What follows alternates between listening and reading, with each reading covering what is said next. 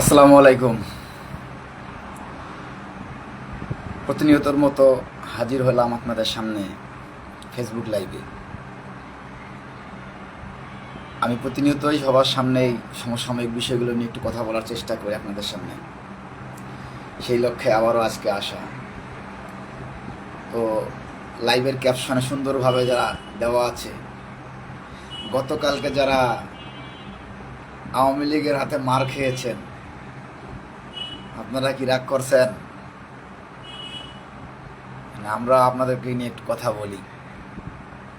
আর লাইভে যারা যুক্ত হবেন তারা লাইভটা শেয়ার করবেন, আমরা যেন সবসময় আমাদের এই ভাষাটা অব্যাহত রাখতে পারি, আপনাদের সামনে আমরা সমসাময়িক বিষয়গুলো যেন উপস্থাপন করতে পারি। তো বিষয় হচ্ছে, আওয়ামী লীগ আপনাদেরকে মারবে। আওয়ামী লীগ তার আসল রূপে যে আবির্ভূত হচ্ছে, আওয়ামী লীগ যে বাংলাদেশের জনগণকে শান্তিতে থাকতে দিবে না, এটা বাস্তবতা।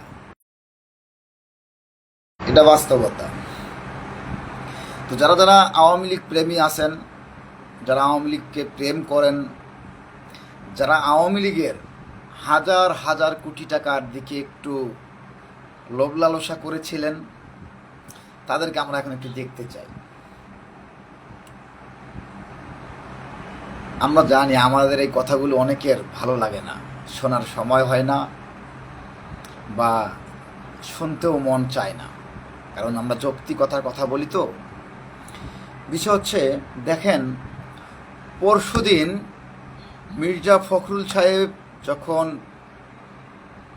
ঠাকুরগাঁওয়ে গিয়ে ঘোষণা দিলেন যে আমরা সব রাজনৈতিক দলকে রাজনীতি করার সুযোগ করে দিতে চাই, উদারপন্থী দল, এই কথাটা বলার 12 ঘন্টার ভিতরে নারায়ণগঞ্জের সাবেক মেয়র সেলিনা হায়াৎ আইভী কিন্তু জামিনে মুক্তি পায়। পরপরেই রাত 10টায় বেরোয় উনি বাসায় গিয়ে বর্তমান সরকার ও শাসন ব্যবস্থাকে ধন্যবাদ জানায় এবং আগামীতে নারায়ণগঞ্জ সিটি কর্পোরেশন নির্বাচনে প্রতিদ্বন্দ্বিতা করার জন্য তার মনের আশাটা ব্যক্ত করেন।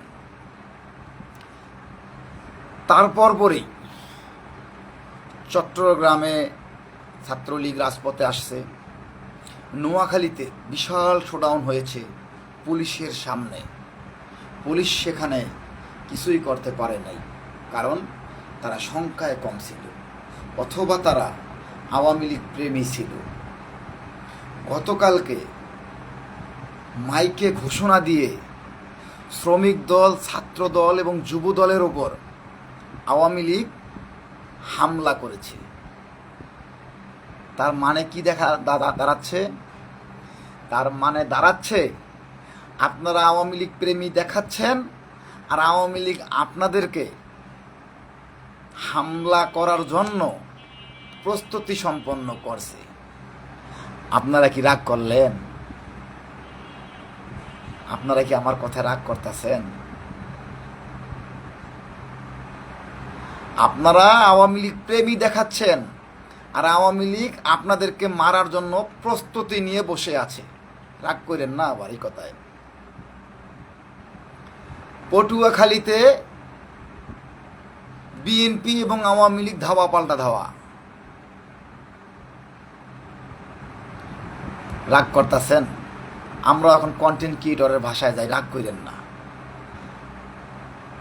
শেখ হাসিনা যদি সংসদে দাঁড়িয়ে বলতে পারে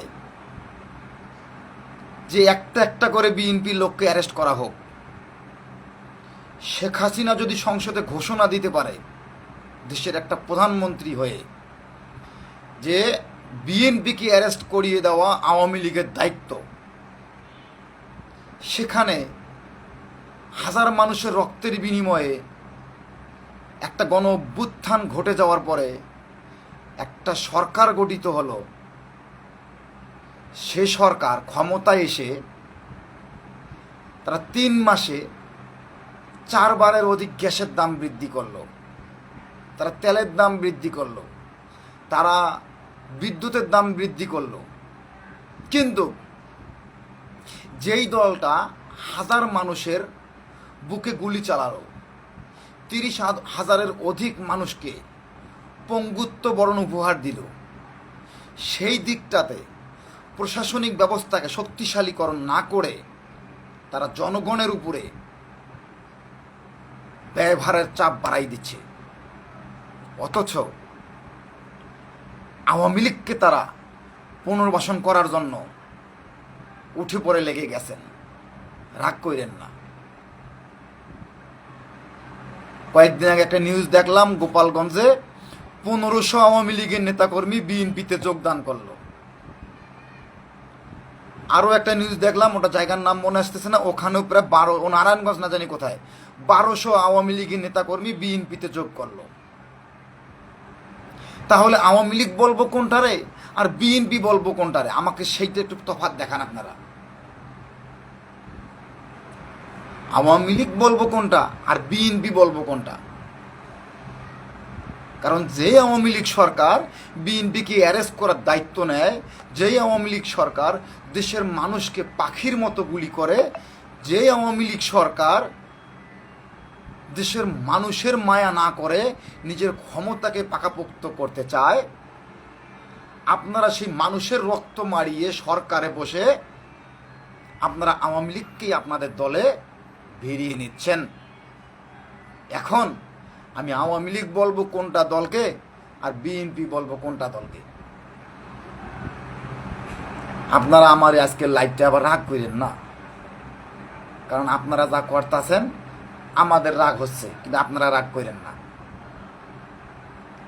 আওয়ামী লীগ গতকালকে আমার কুড়িগ্রামে যুব অধিকার পরিষদের সভাপতির উপরে হামলা করছে সন্ত্রাসীরা।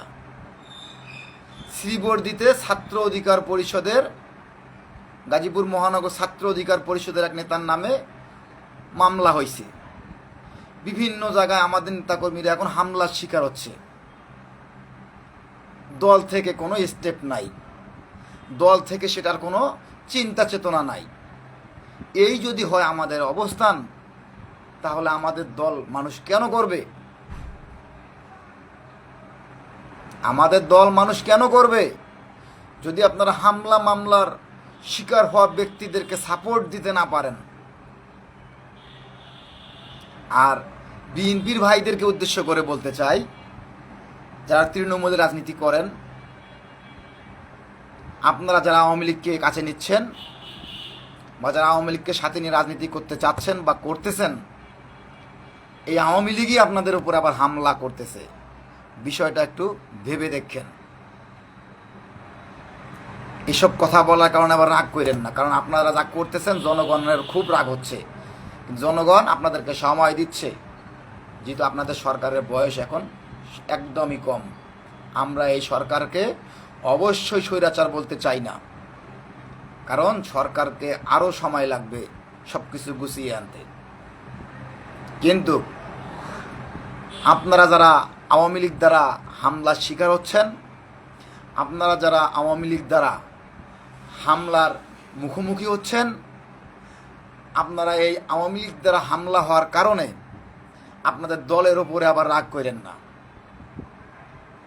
কারণ আপনার দলেরই মহাসচিব উনি অলরেডি বলে দিয়েছেন আমরা সকল দলকে রাজনীতি করার সুযোগ দিতে চাই। তো এখন আপনাদের উপরে হামলা হলে আপনারা কার উপরে রাগ দেখাবেন ভাই? তাই আপনারা রাগ করেন না, লাইভটা দেখেন এবং শেয়ার করেন। ধন্যবাদ। আসসালামু আলাইকুম।